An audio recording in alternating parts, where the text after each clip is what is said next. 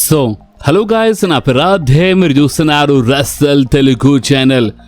Boss, first అయితే మనము the legend stone cold Steve Austin గురించి మాట్లాడదాం. ఎందుకంటే బాస్, మీరు స్టోన్ కోల్డ్ ఫ్యాన్స్ అయితే, లేదా మీకు స్టోన్ కోల్డ్ గురించి కొంచెం తెలుసు అంటే మీకు డే 316 గురించి తెలిసే ఉంటుంది. అండ్ ఇప్పుడు నెక్స్ట్ డేట్, మీరు నెక్స్ట్ రా డేట్కి మీరు గమనిస్తే నెక్స్ట్ రా అంటే చూడండి, ఇప్పుడు ఈ 3rd month, okay, and next రా 16th ఉంది. సో ఒక లెక్కలు చూస్తే డే 316. సో అందుకని అంత మంచిగా ఉంటే నెక్స్ట్ రాలో మన stone cold Steve Austin return చేయొచ్చు. ఎస్ బాస్, అంత మంచిగా ఉంటే ద లెజెండ్ మన స్టోన్ కోల్డ్ వచ్చినా రావచ్చు. అండ్ ఎస్ అంటే ఇప్పుడు మన ఇండియా టైం టేబుల్ ప్రకారం చూస్తే మనకైతే మన రా 17th రోజు వస్తుంది, నెక్స్ట్ రా 17th రోజు వస్తుంది. బట్ వాళ్ళ టైం టేబుల్ ప్రకారం అయితే వాళ్ళకైతే 16th వస్తుంది కదా, వాళ్ళ కోసం అయితే 16 కదా. సో అందుకనే వాళ్ళ కోసం మొత్తం డేట్ మొత్తం మ్యాచ్ అవుతుంది. సో అందుకని అంతా మంచిగా ఉంటే నెక్స్ట్ రాలో మన స్టోన్ కోల్డ్ వచ్చినా రావచ్చు. అండ్ బ్యాక్ స్టేజ్ నుంచి ఏమైనా న్యూస్ ఉందా, ఇది జస్ట్ ఒక రూమరేనా, లేదా బ్యాక్ స్టేజ్ నుంచి ఏమైనా టాక్ ఉందా అంటే ఎస్, బ్యాక్ స్టేజ్ నుంచి ఒక చిన్న టాక్ అయితే వచ్చింది WWE బ్యాక్ స్టేజ్ నుంచి.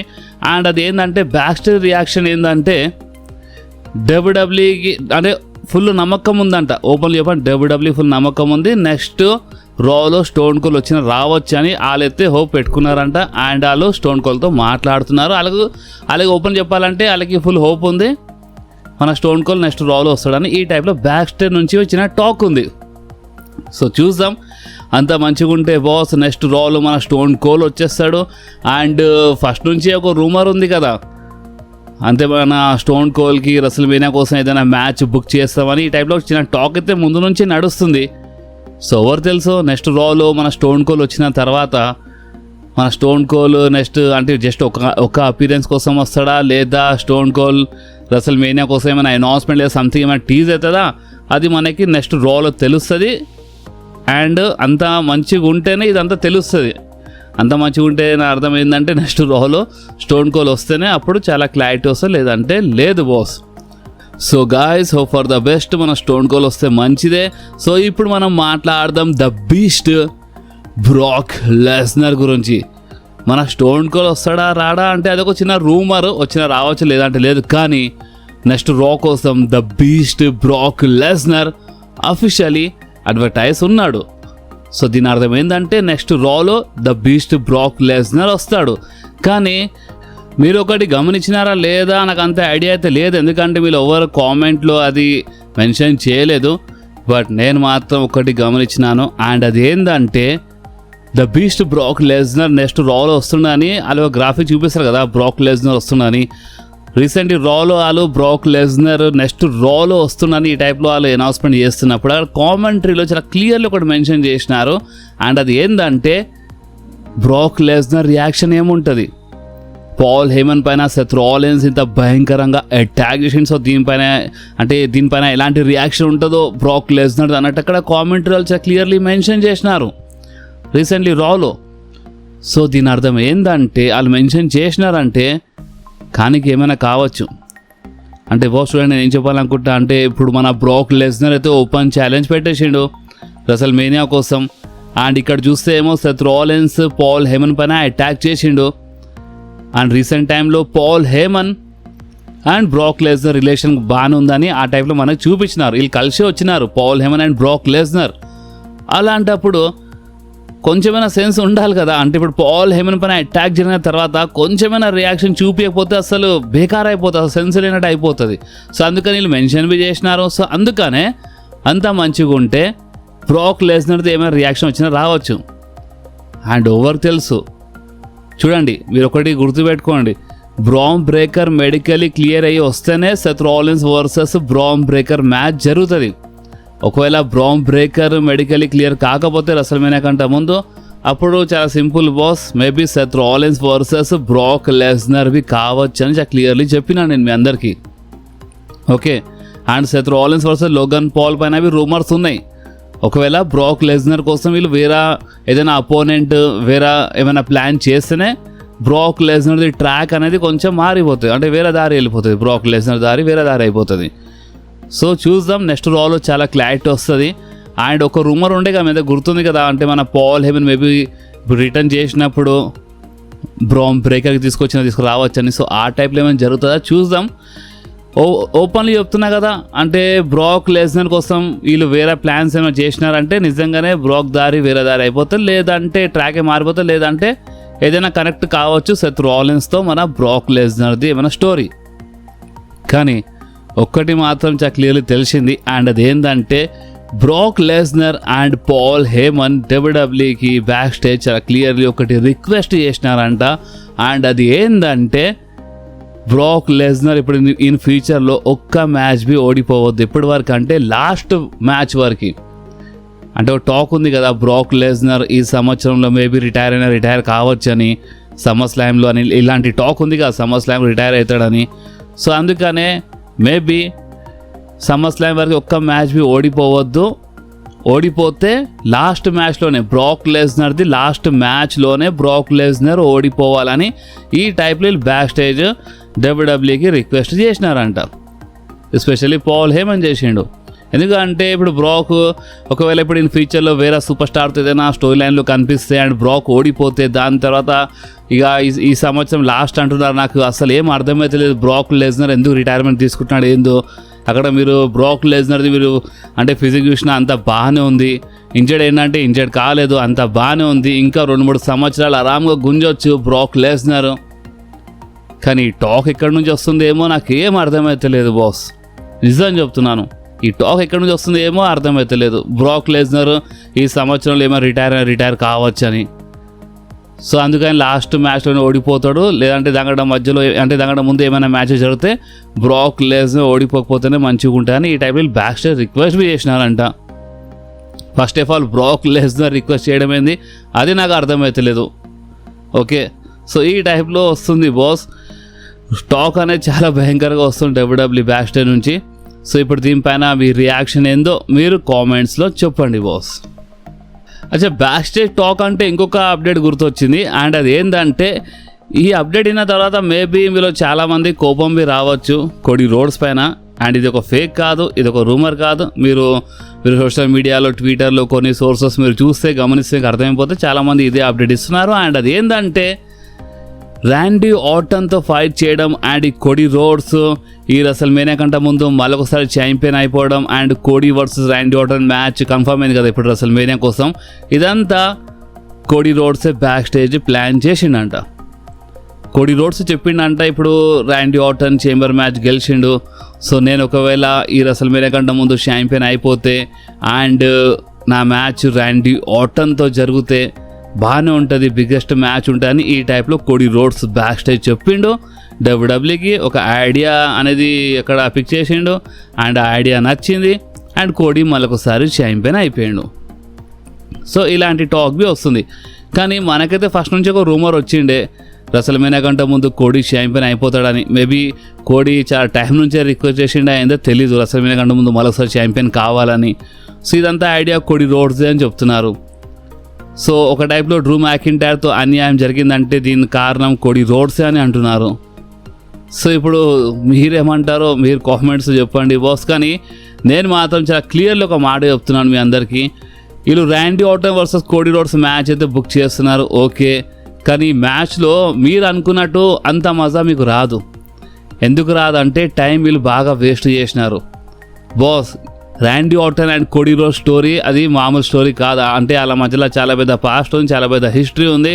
అంటే ఒక టైం ఇవ్వాలి ఇలాంటి ఫ్యూడ్స్కి, లేదా ఒక టైం ఇవ్వాలి కనీసం ఒక 3-4 months నుంచి ఒక ఫ్యూడ్ కనిపించాలి, ఒక డ్రామా సెగ్మెంట్ బ్రాల్ అవన్నీ కనిపిస్తే అప్పుడు ఈ మ్యాచ్లో మజా వస్తుండే. కానీ ఇక్కడ చూస్తే టైం ఎంత ఉంది, ఇంకెంత టైం ఉంది, చాలా తక్కువ టైం ఉంది రెసల్మేనియా కోసం. మా అంటే ఒక 38 days సంథింగ్ ఏమి ఉన్నాయి అంతే. సో అందుకనే మేబీ నేను అందుకు చెప్పేస్తున్నాను, అంతా ఏం మజా రాదు మీరు అనుకున్నట్టు, జస్ట్ మామూలుగా ఏమైనా కావచ్చు. అండ్ ఇంకో టాక్ బి ఉండే Drew McIntyre versus Jacob Fatu plan చేస్తున్నారని, అది మనకు ముందే తెలుసు. ఒకవేళ మ్యాచ్లో డ్రూ మ్యాకింటైర్ ఓడిపోతే Drew McIntyre versus Jacob Fatu కావచ్చని. సో డ్రూ మ్యాకింటైర్ ట్రాక్ ఎక్కడ వెళ్తుంది అంటే Jacob Fatu versus Drew McIntyre వెళ్తుంది రెసల్మేనియా కోసం.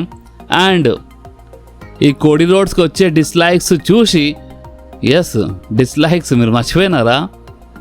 చాలామంది కావాలని సోషల్ మీడియాలో కోడి రోడ్స్ ఫ్యాన్సే కొంతమంది మేమే డబ్బులు ఇచ్చి, అంటే మేము కావాలంటే వాళ్ళ హేటర్స్లో యాక్టింగ్ చేసినారు, మేము డబ్బులు ఇచ్చి కావాలని డిస్లైక్స్ పెరిగేలా చేసినామని వాళ్ళు చెప్పినారు.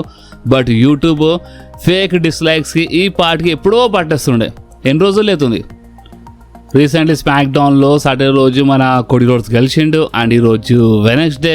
సో 4 రోజుల్లో ఆల్రెడీ అవుతున్నాయి. 4 రోజుల్లో ఇంకా డిస్లైక్స్ పట్టలేదు. అండ్ డిస్లైక్స్ గురించి మాట్లాడితే చూడొచ్చు మీ స్క్రీన్ పైన 2 లక్షల డిస్లైక్స్ ఎప్పుడో క్రాస్ అయిపోయినాయి బాస్. ఎస్, ఇంతకుముందు నేను మీ అందరికి అప్డేట్ ఇచ్చినప్పుడు 1,00,000 పైన ఉండే, తర్వాత 1,50,000 అయినాయి డిస్లైక్స్.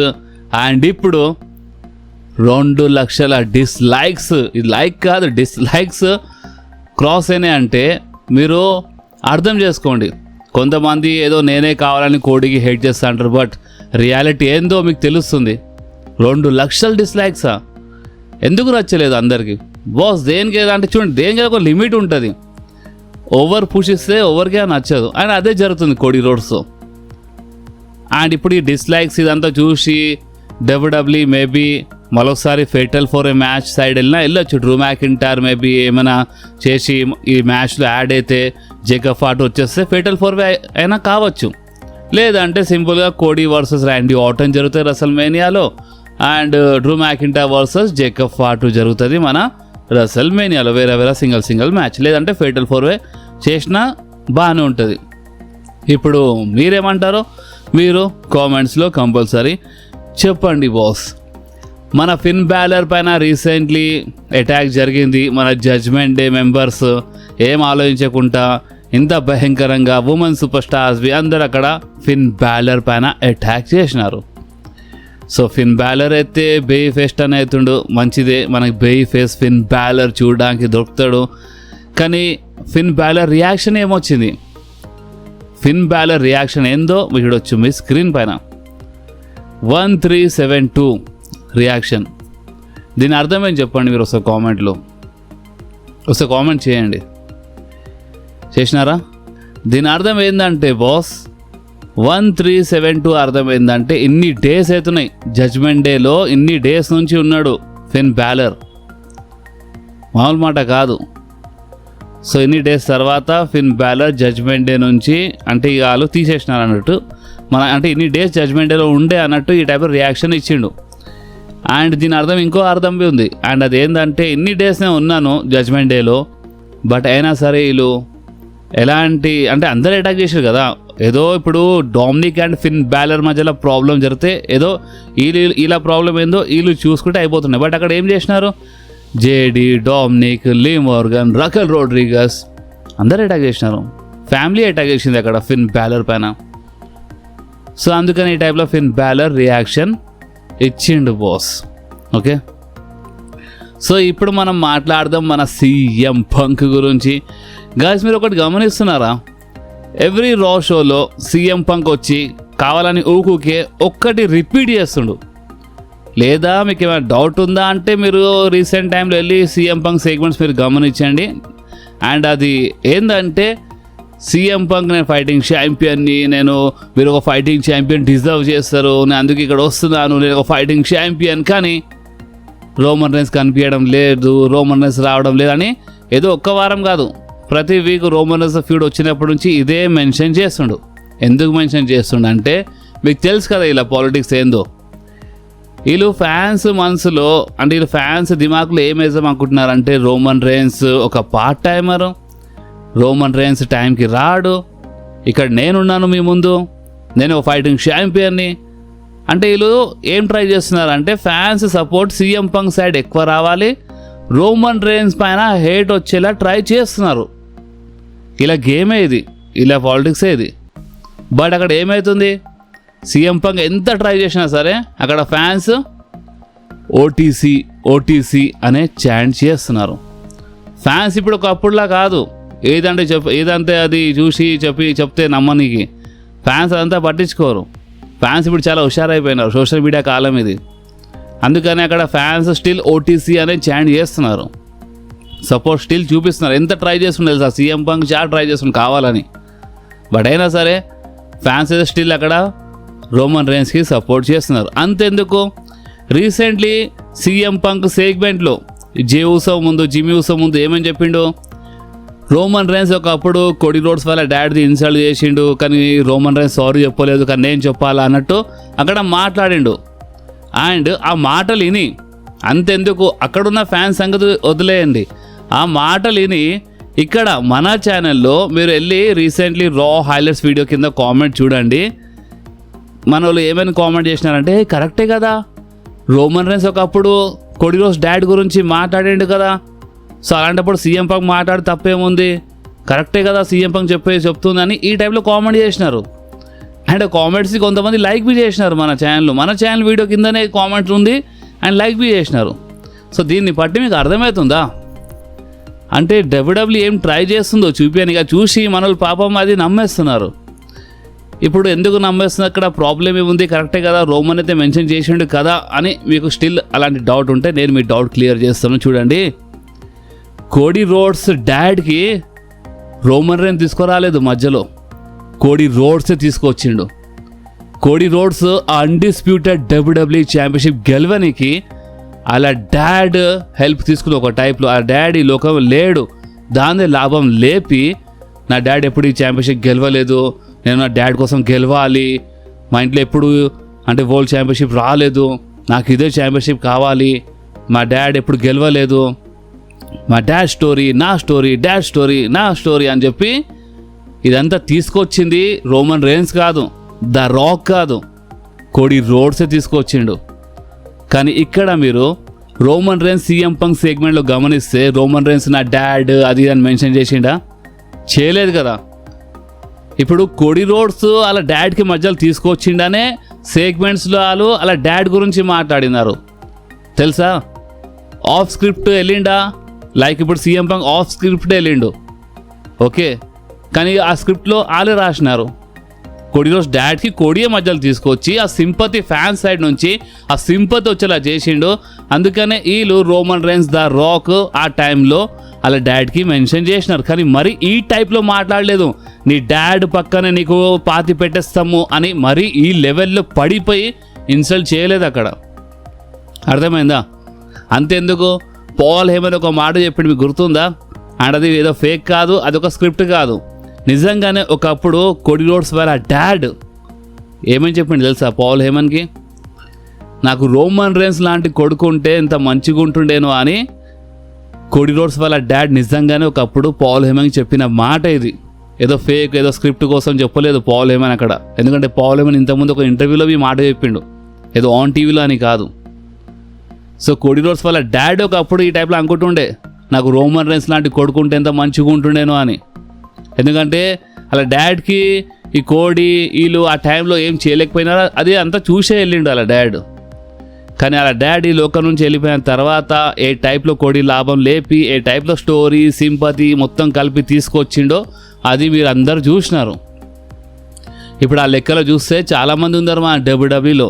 ఇప్పుడు అందరు స్టార్ట్ అయినారు అనుకో, చాలామంది ఉన్నారు మా డాడ్ ఎప్పుడు గెలవలేదు, నా బ్రదర్ ఎప్పుడు గెలవలేదు అని చెప్పి వాళ్ళవి దిగుతాయిగా, మొత్తం సర్వనాశనం అయిపోతుంది. కానీ ఏంటంటే మీ డౌట్ క్లియర్ చేయని చెప్తున్నాను, CM punk and Roman rains face to face segment వచ్చినప్పుడు అక్కడ రోమన్ రేన్స్ డాడ్ గీడ్ అని ఏం స్టోరీ తీసుకురానప్పుడు మెన్షన్ చేయడం తప్పు.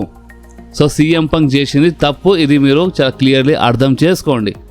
అక్కడ ఉన్న ఫ్యాన్స్కి చాలామందికి అర్థమవుతుంది, అలాంటప్పుడు మీరెందుకు తప్పు చేస్తున్నారు అర్థం చేసుకోండి. ఇక్కడ ఇప్పుడు రోమన్ రేన్స్ అలా డాడ్కి ఫస్ట్ మధ్యలో తీసుకొస్తే అప్పుడు సీఎం పంక్ మెన్షన్ చేసినా మనం కరెక్టే, ఇప్పుడు రోమనే తీసుకొచ్చిండు ఫస్ట్ అని మనం అప్పుడు అనుకుంటుండే.